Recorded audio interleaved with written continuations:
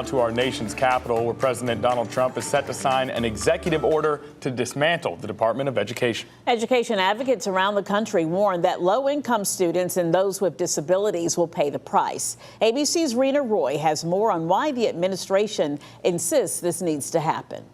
President Trump preparing to sign yet another executive order today, this one directing his education secretary to dismantle the Department of Education. The Trump administration saying it's hoping to return education authority to the states. We trust teachers and educators in their respective schools to make these very important decisions about our children's education and their futures. The administration arguing U.S. schools are failing, but the Department of Education does not administer curriculum, create lessons, or set requirements for enrollment and graduation. Critics arguing this move will gut public education funding and hurt millions of low-income students and those with disabilities. What we find is when we give block grants to states, a lot of times that hurts students in need, that hurts brown and black children, and that gives states an opportunity to leave students out. But the White House saying the department will not totally shut down. When it comes to student loans and Pell Grants, those will still be run out of the Department of Education,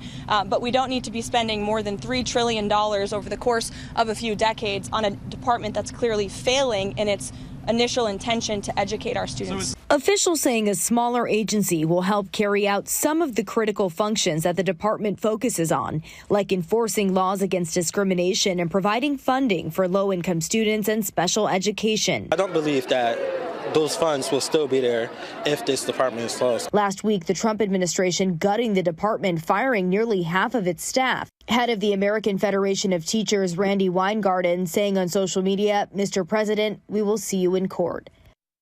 A group of Democratic senators has written a letter to Education Secretary Linda McMahon, urging her to reinstate those former employees, warning if not, student loan borrowers will suffer dire consequences. Reena Roy, ABC News, New York. All right, and cutting federal funding could impact public schools across the nation, including here in Hampton Roads. Yeah, if President Donald Trump goes through with his plans to sign that executive order and fully eliminate that Department of Education, it could mostly impact federal funding. Brianna Fallon has more on how this could directly impact Virginia public schools. A few weeks ago, the U.S. Education Department went through some major cuts, nearly firing half of their staff. And now with the Trump administration's efforts to fully eliminate the department, local schools could be impacted. The department mainly deals with allocating funding, which is divided to school districts based on population and need. But federal funding is not all of the funding public schools receive. According to political analyst Leslie Coggle, the federal funds typically account for about 10% of all funding. The other 90% comes from state and local funding. Compared to other large school districts in Virginia, Norfolk Public Schools receive the most funding from federal sources, which is about a little over $3,200 per student. According to Coggle, if that funding gets cut, it could impact different school programs, but will not impact anything within each school's curriculum. You know, many of the things that people, when you talk to them, are upset about the Department of Education for.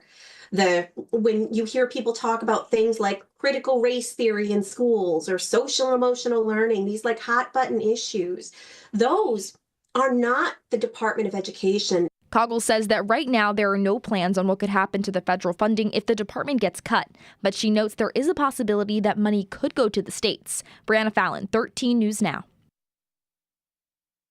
According to Coggle, most of that federal funding is allocated towards low-income schools and special education programs.